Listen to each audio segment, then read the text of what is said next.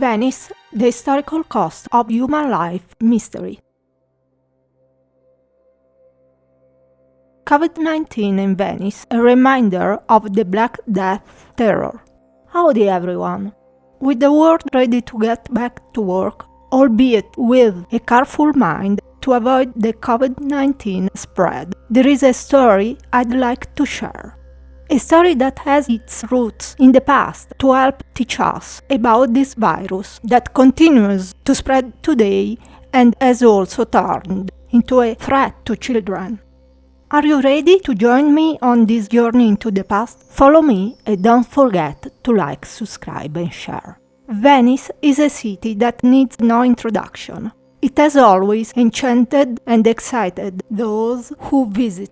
Its sunsets, its lights and reflections on the water tell an ancient story, the story of a city that was a commercial center and for this reason at risk for an epidemic.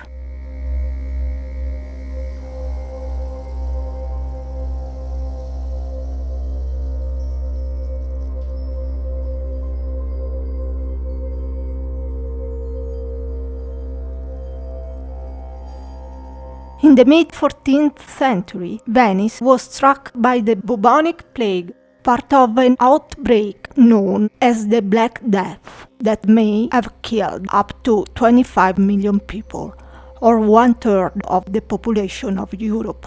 This spread was just one of several waves of the plague to strike North Italy in the century that followed. Beginning in the early 15th century, the island of Lazzaretto Vecchio was designated for isolating and treating plague-stricken Venetians. Later, another island called Lazzaretto Nuovo became a spot where ships coming from places experiencing the plague or those with suspected sick passengers or crew anchored. Their people and goods were required to be quarantined before being allowed into the heart of the city. Today, as much of the world finds itself under various quarantine, isolation and stay-at-home orders, and facing uncertainty related to the COVID-19 pandemic, Venice's quarantine history and the archaeology of isolated hospitals is especially relevant. Researchers' findings echo many modern experiences, particularly where public health, policy, and economics intersect. At Lazzaretto Vecchio, the doctors, wearing the elaborate beak-like plague masks of the period, did their best to treat the disease and cure the plague-ridden. The new Lazzaretto, instead, consisted of warehouses for goods, together with more than 100 rooms to quarantine sailors and crews before they entered Venice, and some experts believe the system limited the size and frequency of outbreaks.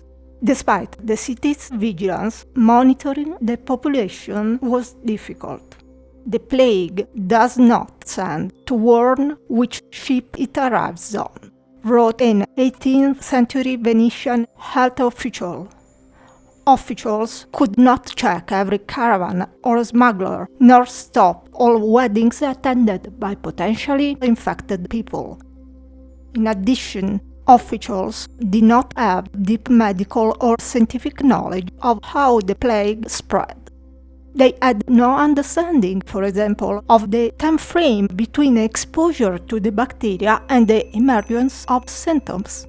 As a result, the plague continued to ravage Venice, with outbreaks well into the 17th century.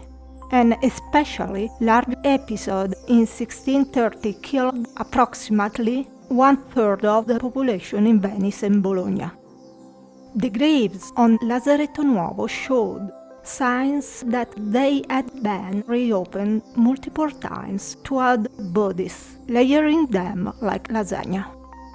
Most significantly, the graves illustrate how the plague spared no one.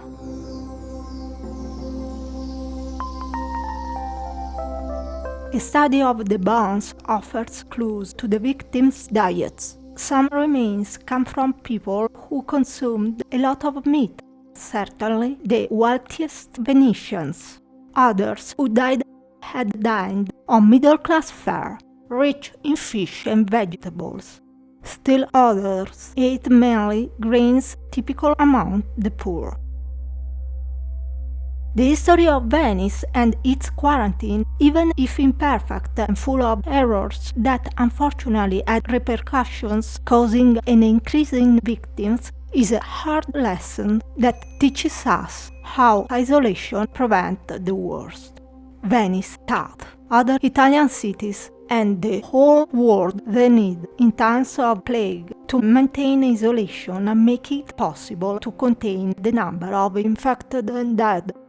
In particular, this lesson was well understood in the United States, where a period of quarantine was established for all migrants arriving on American soil. A city like Venice, open to the world and living off trade, prioritized safeguarding the lives of its citizens rather than politics and economy. After all, what's the price of a human life? Leave a comment now, your opinion matters. Also, if you like this video, please give it a thumbs up. If you don't, press thumbs down twice, just to be sure. Follow me and don't forget to like, subscribe and share. Take it easy. Peace. Oh, by the way, I'm an alien. But not that kind of alien.